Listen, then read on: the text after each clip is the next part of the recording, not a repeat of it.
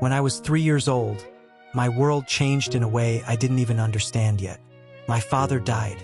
At that age, I was too young to fully grasp what death meant, but I grew up feeling the emptiness he left behind. I grew up seeing it in my mother's eyes. My father was a man who loved people deeply. He helped relatives whenever they needed something. If someone was struggling, he was there. If someone needed money, advice, or support, he never turned his back on them. He believed families should stand together. But the day he died, everything changed.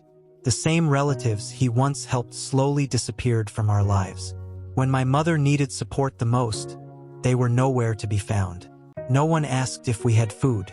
No one asked if we were surviving. It was just me and my mother against the world. My mother became both parents overnight.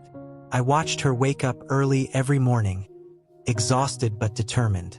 She carried pain in her heart, but she never let it stop her from fighting for my future. Sometimes she would come home tired, her hands rough from working, but she still smiled at me like everything was okay. But things were never easy. At school, I was the child who had nothing. No lunch, no pocket money. Sometimes I would sit and watch other kids eat while I stayed quiet, pretending I wasn't hungry. My school uniform slowly tore apart over time. The fabric faded. The stitches opened, but I kept wearing it. Not because I wanted to, but because it was the only one I had. Some days were humiliating. Some days were painful. But deep inside, I made a promise to myself. I would not give up on school. I would not give up on the dream that one day my mother's suffering would mean something. My mother sacrificed everything for me. Her comfort, her happiness, her rest. She carried the burden alone because no one else wanted to.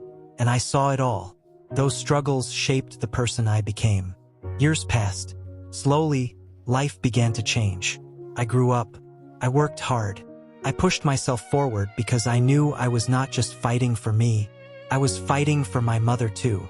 Today, I can stand on my own feet. I work. I support my mother. I make sure she has the things she once went without. When she smiles now, I feel like every struggle was worth it. But something inside me still hurts. Because now, those same relatives who disappeared when we needed them most are suddenly back. They want to visit. They want to talk. They want to act like family again. And I don't know how to feel. Part of me feels anger, deep anger, because when my uniform was torn, they weren't there.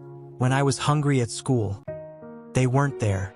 When my mother cried silently at night, they weren't there. But another part of me hears my father's voice. A man who treated them with love. A man who believed family should never be abandoned. And now I'm left with a question that weighs heavily on my heart. Should I forgive them? The truth is, forgiveness doesn't mean forgetting the pain. It doesn't erase the nights of struggle or the years of silence. Forgiveness is not about pretending nothing happened.